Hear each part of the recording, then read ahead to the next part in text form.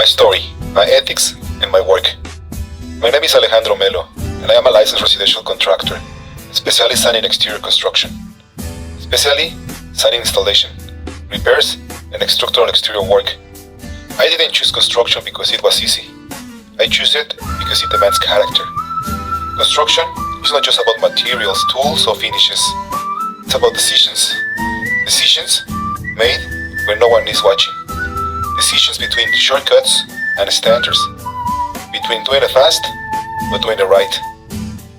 I stand firmly on one side of that line. Why I do what I do?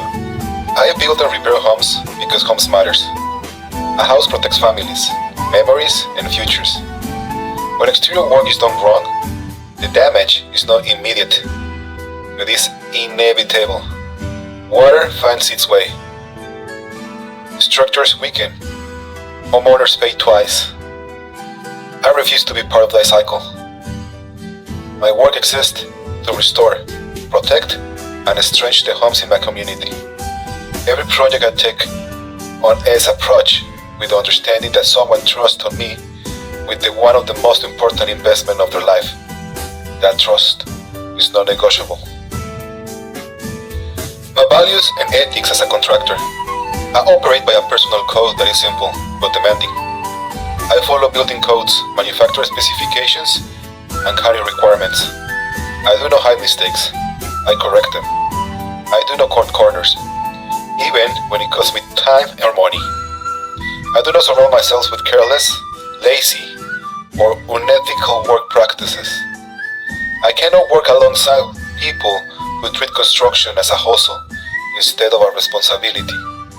My ethics require more of me, and I expect the same standard from anyone involved in my projects. This is not arrogance, it is accountability. What virtue means in construction? Virtue, in my trade, means integrity under pressure.